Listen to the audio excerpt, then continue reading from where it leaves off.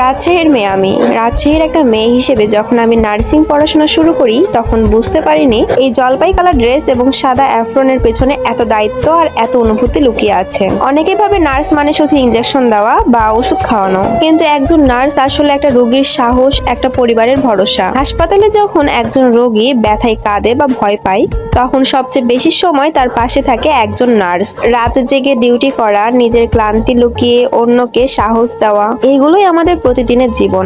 অনেক সময় নিজের খাওয়া বা ঘুমেরও ঠিক থাকে না, তবুও হাসি মুখে কাজ করতে হয়, কারণ একজন রোগীর সামনে আমাদের হাসিটাই তার জন্য সাহস হয়ে দাঁড়ায়। একজন নার্স শুধু চিকিৎসার অংশ না, একজন নার্স মানুষের মানসিক শক্তি। রোগী যখন ভাবে সে আর পারবে না তখন আমরা বলি ভয় পাবেন না, আপনি ঠিক হয়ে যাবেন। আর এই ছোট্ট কথাটাই অনেক মানুষের মনে নতুন করে বাঁচার আশা তৈরি করে। নার্সিং পড়তে এসে আমি শিখেছি মানুষের পাশে দাঁড়ানো কাকে বলে, কষ্টের সময় কাউকে শক্তি দেওয়া কাকে বলে। আজ 12 মে ইন্টারন্যাশনাল নার্সেস ডে। এই দিনটাতে পৃথিবীর সকল নার্সদের প্রতি অনেক সম্মান আর ভালোবাসা, কারণ এই পেশাটা শুধু চাকরি না, এটা মানবতা, এটা সেবা, এটা মানুষের সবচেয়ে কঠিন সময়ে পাশে দাঁড়ানোর নাম। আর আমি গর্বিত কারণ আমি নার্সিং পড়ছি। একদিন আমিও এমন একজন নার্স হতে চাই যাকে দেখে একজন রোগী মনে শান্তি পাবে। জলপাই কালার ড্রেস আর সাদা অ্যাফ্রন আমার কাছে শুধু ইউনিফর্ম না, এটা একটা দায়িত্ব, একটা স্বপ্ন, একটা সম্মান। Happy nurses day to all nurses around the world.